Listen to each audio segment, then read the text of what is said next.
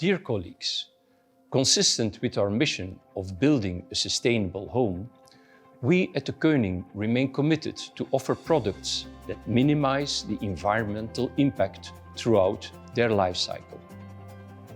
Our products are designed to increase people's comfort by making them top-notch on energy saving, noise reduction, and of course, aesthetics. We're also committed to produce our products in the most sustainable manner possible.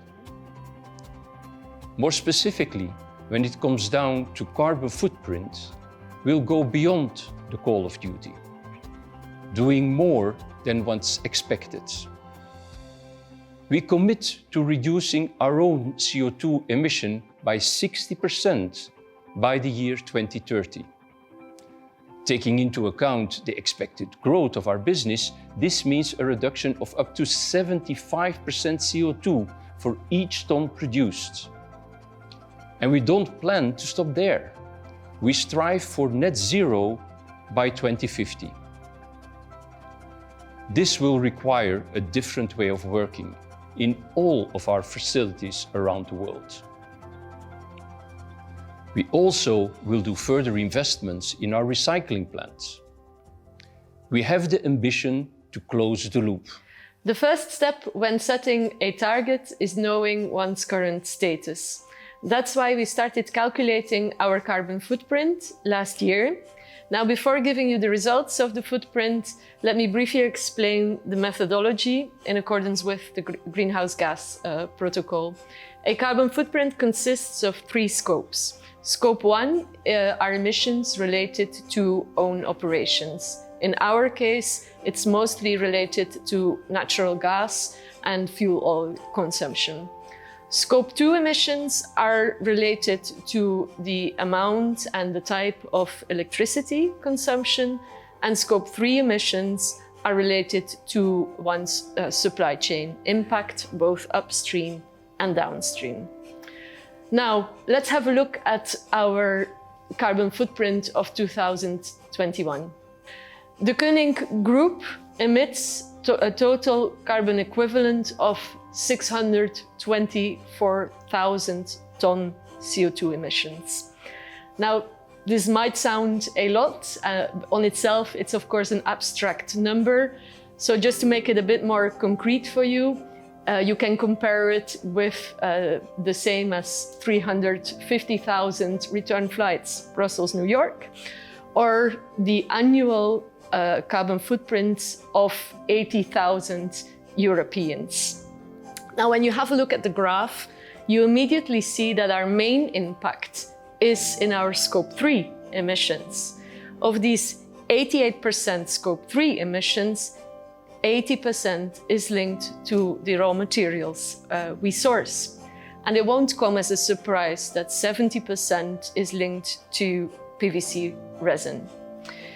In second instance, energy consumption in all 3 scopes impacts our carbon footprint for 14%, and electricity, due to the nature of our production process, takes the highest share of that, 9%.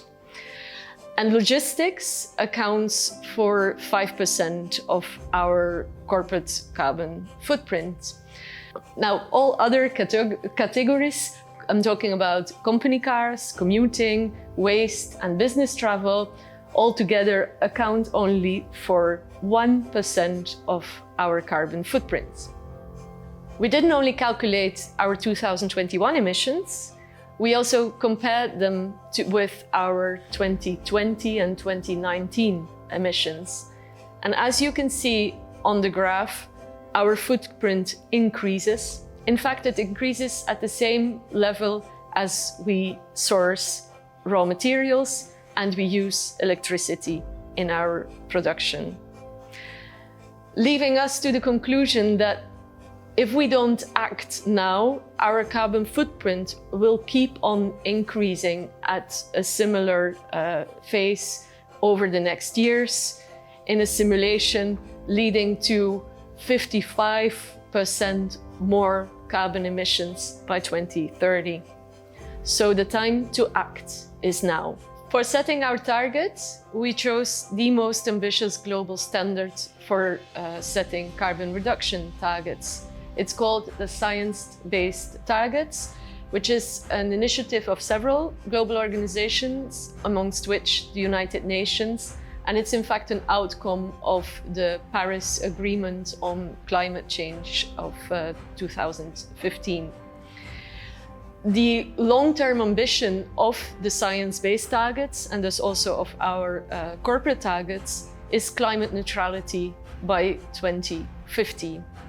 The methodology of the science-based targets allows to set separate targets for the Scope 1 and 2 emissions, on which a company has a direct impact, and Scope 3 emissions, on which a company has an indirect impact. So let's have a look at our Scope 1 and 2 targets. We aim for a reduction of 60% Scope 1 and Scope 2 carbon emissions by 2030. You should know that that is more ambitious than the minimum level required for the science-based targets, and that additional emissions due to company growth should be minimized within the emissions we aspire to have in 2030. When calculating our target versus the production volumes, our ambition level is even higher. We aim for 75% less emissions by 2030. So how do we want to achieve these targets? The answer is twofold. First of all, we will use green electricity. We'll maximize the available capacity for on-site renewable electricity production. We'll bridge the gap by sourcing green electricity, at first instance by sourcing renewable energy certificates, and gradually shifting towards purchase power agreements. Secondly, it's important to keep in mind that the greenest energy is the energy we don't consume. Energy efficiency therefore plays an important part of our action plan. More than half of the energy we consume is linked to our extrusion processes. We will focus on process improvements and other actions such as phasing out the use of fuel oil, increased measuring and monitoring, avoiding leakages of compressed air, relighting, insulation, replacements of machinery, etc. Other contributors to this part of our action plan are shifting to electrification of our car policy and using lower carbon refrigerants. So let's move on to our Scope 3 targets. We have selected a distinctive science-based target, a so-called physical intensity target for our Scope 3 emissions, meaning that we aim for 48% less carbon emissions versus production volumes by 2030, compared to our baseline year 2021 again. Now, our action plan to reach our Scope 3 ambition is even more ambitious than our Scope 1 and 2 ambitions, because of the very mere fact that we are depending on our suppliers.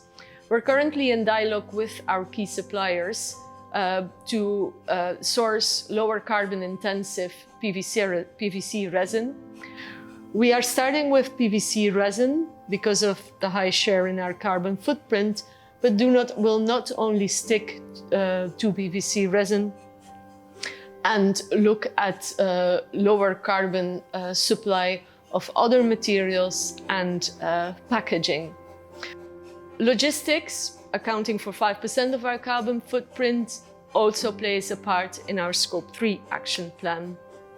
And we take responsibility ourselves as well by increasing the share of our recycling activities and the share of recycled content used in our products, we minimize the use for sourcing virgin raw materials.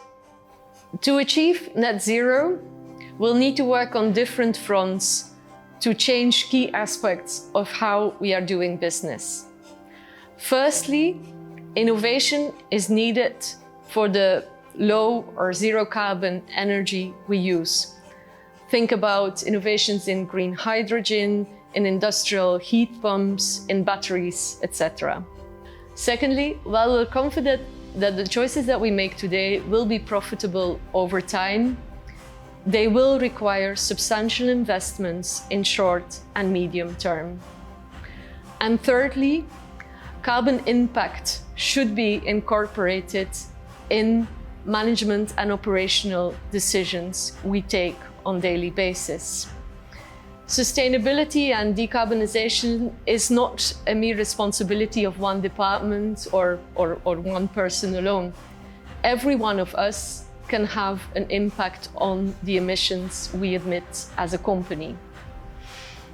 And sustainability is not only about technology or investments, it's also very much a behavioral change. It's about the right mindset to take decisions on a daily basis. And last but not least, the Koning cannot do it alone. We need to work together with our stakeholders, our partners, to embark on this decarbonization journey. Therefore, external communication and cooperation is key to our success. So what are the immediate next steps? We have submitted our targets for validation to the Science Based Targets initiative. We expect formal validation in the first quarter of next year. In the meanwhile, we stay focused on our Science-Based Targets commitments. But an environmental policy is not only carbon related. Other environmental topics, such as water management and waste management, are just as important. That's why you can expect ambitions and targets on these topics over the coming months as well. To conclude, I'd like to emphasize that this is just the beginning. We will work all together to reach net zero.